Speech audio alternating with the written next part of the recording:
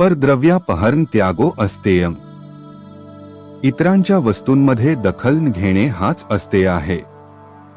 अस्तेय या शब्दाचा अर्थ चोरी न करणे असा होतो. चोरी 4 प्रकारची असते. पहिला, प्रत्यक्ष भौतिक चोरी. शरीर किंवा बुद्धीच्या बळावर दुसऱ्याच्या संपत्तीमध्ये प्रत्यक्ष हस्तक्षेप करणे.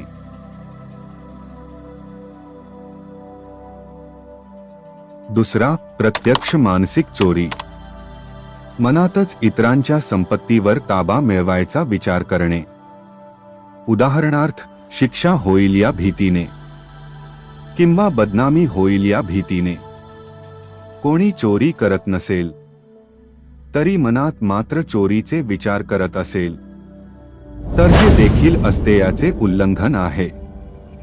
तिसरा, अप्रत्यक्ष भौतिक चोरी. जे कोणाला न्यायाने मिळायला हवे त्यापासून इतरांना वंचित करणे. उदाहरणार्थ, एखादा माणूस तिकीट न घेता रेल्वेने प्रवास करतो तर त्याने प्रशासनाला मिळायला हवेलेले धन नाकारले म्हणून तिकिटाविना प्रवास करणे ही तिसऱ्या प्रकारची चोरी आहे. ज्या ठिकाणी आयकर देणे अपेक्षित होते तिथे लाच देणे.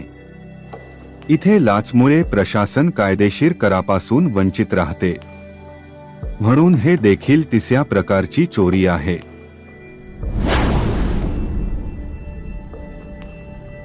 दुकानदाराने ग्राहकांना भेसळयुक्त माल विकणे. या ठिकाणी ग्राहक न्याय्यमालापासून वंचित राहतो म्हणून हे देखील चोरीचे उदाहरण आहे. कुणाला तरी फसवणे.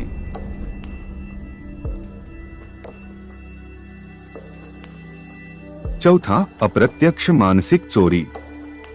मनातच कोणाला काही मिळू नये असे विचार करणे देखील चोरी आहे. जसे की मनातच तिकिटाशिवाय प्रवास करायची योजना आखणे, कुणाला फसवायचे ठरवणे, आयकर न देण्याची योजना आखणे. या जगात कोणतेही स्वामित्व कोणाच्याही हातात नाही. शरीर सुद्धा स्वतःचे नाही, मन देखील नाही. माणसाकडे काहीही खरे नाही. म्हणून सांसारिक भोगविलासांसाठी झगडण्यात स्वतःचा वेळ आणि ऊर्जा खर्च करू नये. जेव्हा परमहंसाने हे ब्रह्मांड निर्माण केले तेव्हा त्यांनी हे ठरवले नव्हते की कोणाला किती संपत्ती मिळेल. माणसांनी संघर्ष टाळण्यासाठी व्यवस्था तयार केली.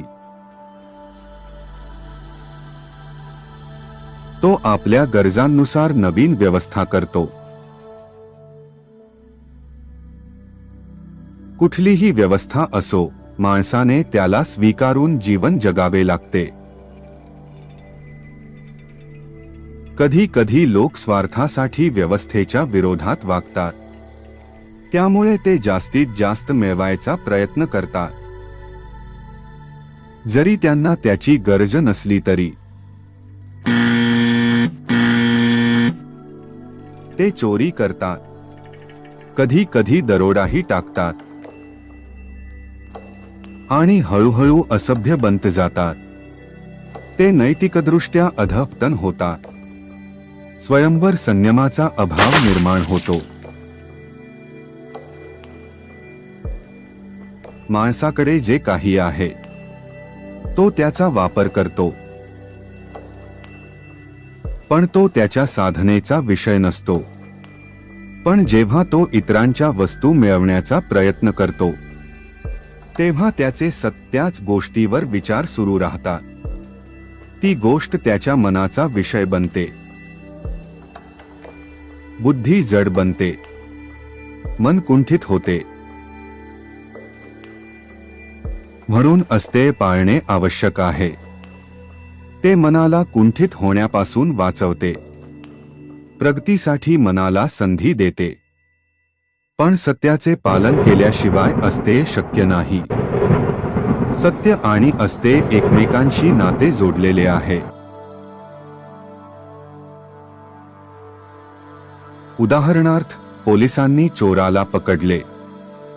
त्याच्याकडे विचारले गेले की तू चोरी केलीस का? जर तो सत्यवादी असेल तर तो कबूल करेल, त्यामुळे त्याला त्रास होईल. चोर हमखास भित्रे असतात. सत्य याच्या विरुद्ध ऊर्जा प्रदान करते. सत्याचे पालन केल्याने मानसिक शक्ती वाढते.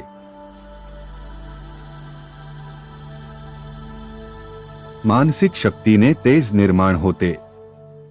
या तेजामुळे तंत्रिका पेशींना विशेष ऊर्जा मिळते. त्यालाच ओज असे म्हणतात.